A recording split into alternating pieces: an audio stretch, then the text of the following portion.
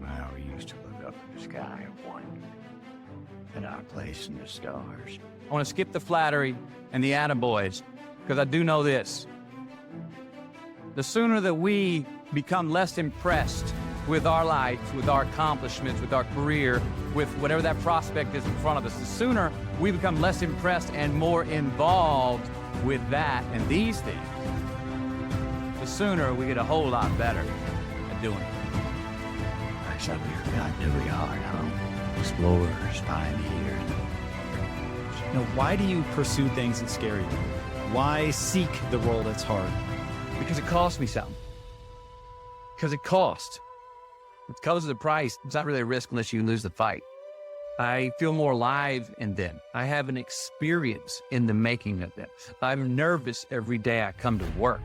But there are things you can't get away with in this world, and you can. Life is not easy. It is not. Don't try to make it that way.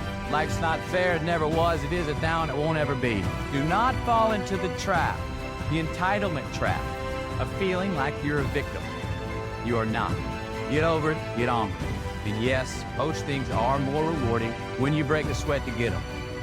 I feel like when I nail a day and I knock it, I know I did. I feel like I have a measure at the end of the day, like you set out to do something, you prepared for it, you had intention, and you did it. That gives me gratification. That makes me feel, gives me significance. That gives me confidence. Be brave, have courage, and when you do, you get stronger, you get more aware, you get more respectful of yourself and that which you fear. I want to talk about our opponent this afternoon. They're bigger, faster, stronger, more experienced, and on paper, they're just better. And they know it too. I want to tell you something that they don't.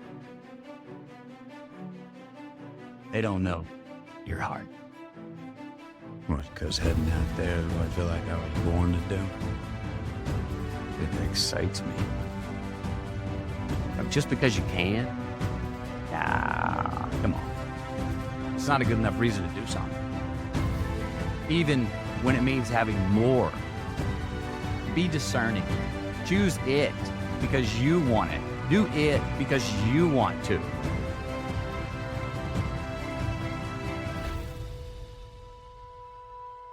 We remember the stuff we earn, the stuff we experience, more than what the teacher tells us or what someone gives us for free. We just do. We broke a proverbial sweat on it, whether it's mental or physical or whatever. We built it. We understand. We felt how we got it, how we achieved it, how we got what we wanted. Those stick with us, whether we forget them intellectually. They were written in our lineage, and they build resilience, and they build a healthy, true optimism going forward to know that, oh, there are choices I can make today for myself that will pay me back later in life. And I've got friends, and trust me, I've done it myself, that lose a job and then get another, but won't take it because it's less salary than maybe the one they had before. And all of a sudden find themselves 3, 4, 5, 6, 7, 8 years, a decade later going, they're still stuck. Just go do that one that you love to do that maybe was going to pay you less because you'd at least been building something through the day. And who knows what that would have led to? Maybe that would have led to something where you get paid 5 times more than you were doing something else you love even more. So sometimes it's not even about what choice we make. Just make a choice and commit to it and go and dive in.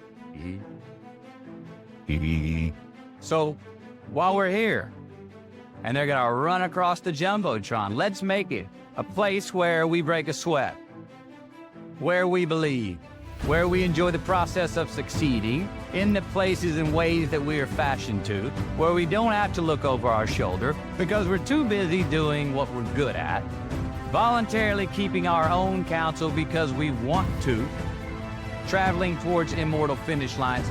We write our own book, overcoming our fears. We make friends with ourselves. And that is the place that I'm talking about. From the soles of your feet, with every ounce of blood you've got in your body, lay it on the line until the final whistle blows. And if you do that,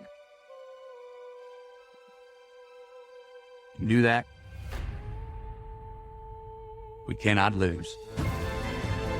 Turn the page, get off the ride, You are the author of the book of your life. Knowing who we are is hard. It's hard. Give yourself a break. Eliminate who you are not first, and you're going to find yourself where you need to be. And the Oscar goes to Matthew McConaughey. I had a very important person in my life come to me and say, who's your hero? And I said, I don't know, I got to think about that. Give me a couple of weeks. I come back 2 weeks later. This person comes up and says, who's your hero? I said, I thought about it. You know who it is? I said, it's me in 10 years. So I turned 25 10 years later. That same person comes to me and goes, so are you a hero? And I was like, not even close.